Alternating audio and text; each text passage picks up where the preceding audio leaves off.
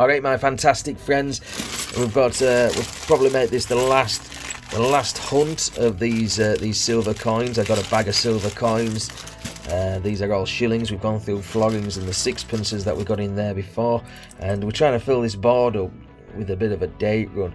Okay, and we've got a 1916 there, and then we've got some of the early 20s, and a little bit of a rubbed out 1925. We need a 26. Okay, and we've got them all in 1937. It became two different kinds of designs on the shillings, so we've got England and we've got Scotland, and we've got all these up until the 1941 versions of the England and Scotland, so we need both of those. Scotland 1942 and England 1943, Scotland 1944 and a Scotland 1946. Okay, these are all 50% silver. Okay, and they're worth £1.50 each in scrap. But if you see some that you like, my friend wants to sell them on with a little bit more of a numismatic value. So, and I don't know how much they're worth. Okay, so I'm just going through those and not telling you, am I? That's a bit naughty of me. So this is George the Fifth. Okay, I think this is the King's great granddad. I think if I got it right. 1929. We got a 29. That's a 35. That's a beautiful one. This is George the Sixth, which is the King's granddad. Okay, 1938. And then we've got another 38 there. So if you see those 38s, that 38 there is the Scottish version with the lion rampant, stood upright, and we've got a horizontally kind of lion on that one with stood on the crown shield. Sorry, the crown. I think the different crowns as well. Okay, so there you go. Get the thing of that fly away. All right, so there we go. So we've got a 1936, 1931, 1930. We've got a 1930 already. This is a 1937, 1928. That'll be George the Fifth. Think of the history that's gone through these. 1944, 1944. But it's an England. Okay, we just needed a Scotland 1944. Oh well. Okay, carry on. 1936. That is a George the Fifth coin. Another George the Fifth. That's another 1936. 35. 1935. Don't need a 35. Do we know? Do we? No. 1937. 1937 seemed to be quite popular. Okay. 19. Ooh. What date is on that? It's not going to be the ones that we need anyway, so too far gone to find a date. That's in 1939, and that is Scotland. Okay, you can see the Scottish cross there and the thistle, and on the English one there's two roses. If you look down there, see, this is the English version. We've got a rose either side of the 1 shilling. Wonderful stuff. 1929 again, and the last one is a 1928. 1936, George V passed away, and his son Edward VIII came to the throne, but he abdicated the crown in favour of marrying a divorced woman. So his brother George VI came to the throne, and in 1937 we see his first shillings. Now something unusual happened in 1937. We have got an English shilling and a Scottish shilling. Now let's talk about the design of the king. So on the obverse we see an uncrowned portrait of King George VI with a legend around. The legend says George VI, DG Brit Rex, and HP just down here for the designer. Now the translation of all this is George VI, by grace of God, King of all the Britons, and the designer just down here is Thomas Humphrey Paget. Okay, on the Scottish coin we have got a lion, and it's seated atop a crown, and we can see either side we have got a shield with a Scottish cross there and a thistle, the flower of Scotland. We have got a legend around which says Fid Def Ind Imp, Defender of the Faith, Emperor of India, and 1 shilling down there. On the English version of the shilling, We have got a lion, which is peasant, and it's crowned on top of a crown with a date either side. We have got Fid, Depth, and Imp, and we have got 1 shilling down there. Again, Defender of the Faith, Emperor of India. Now, the initials for the designer are hidden just between the tail there, and that is KG, which stands for George Kruger Grey. KG is also on the Scottish coin, which is just under the sword and the sceptre just there. The edges of these shillings are again reeded or milled. Let's grab another handful. Okay, see what joys we've got in this one. So this one again is George the 5th. Okay, 1935. We don't need a 35, do we? Come on. I can't remember. They're right in front of me and I can't remember what I need.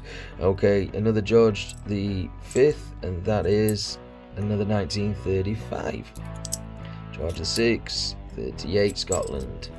George the 5th, 32. Don't need a 32. Do we?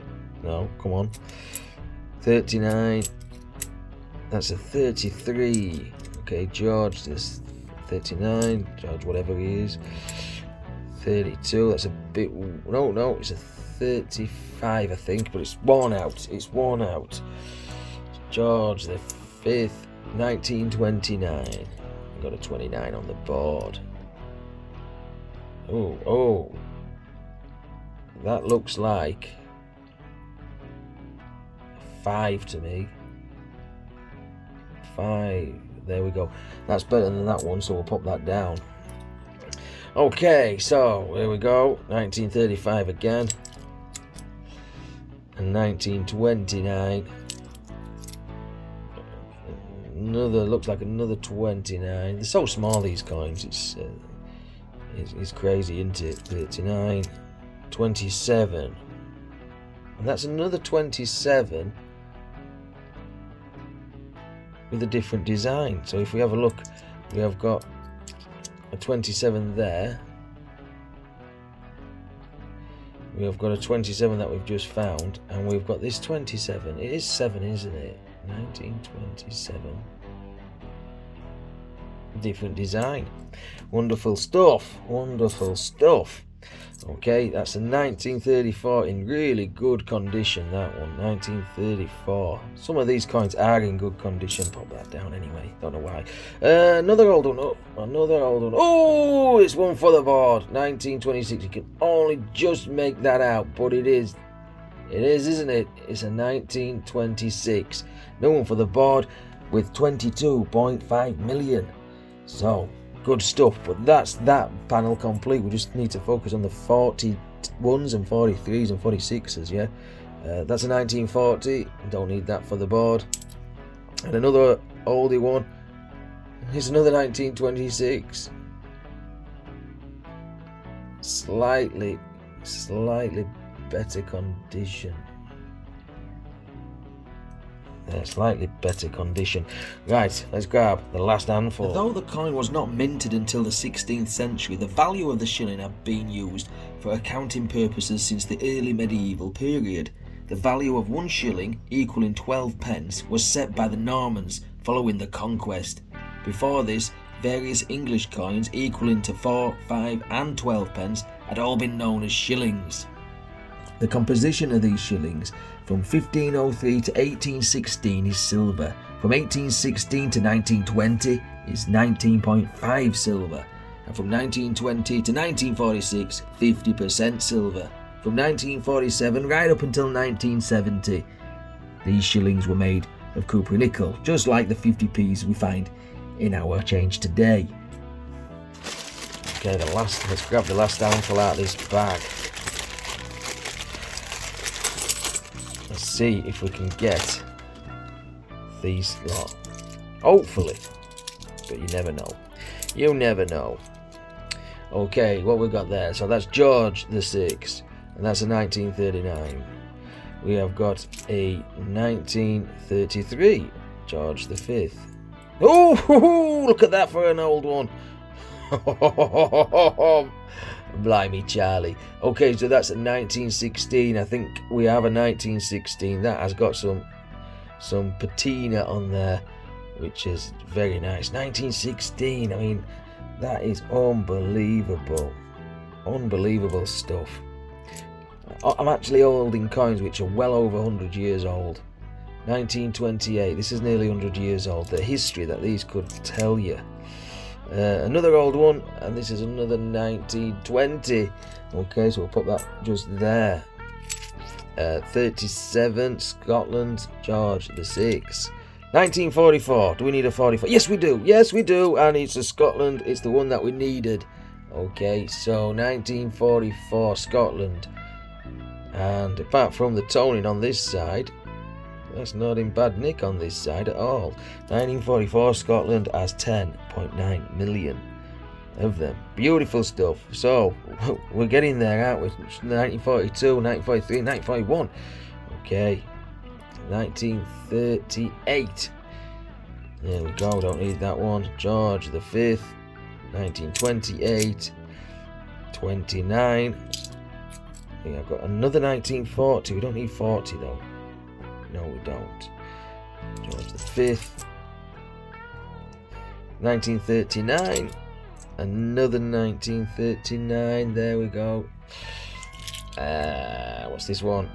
1937. Oh, come on, dropping a man. 1939. A few left. 1932, that's George the V. That's not a bad nick. 1932. We have got a 1939, and the last one is an English 1940. Okay, I am actually going to check all the coins that I've gone through and make sure I haven't missed any. The stars of these shows have got to be, we've got to have that crisp one there and the 1927. So let's have a look. So we have got this nice clean and crisp 1923. That is beautiful, isn't it? That's really nice. Okay, the 1923, and we have got the 1927 designs, the two different designs on the 1927, which is beautiful stuff again. And we've also got this almost uncirculated Scottish 1945 1 shilling. But let me know your thoughts, my fantastic friends. If you do like this, give me a thumbs up, give me a nice comment, subscribe to the channel if you've not done so already, and until next time, take care of yourself, stay safe, and happy days. I'll be seeing thee.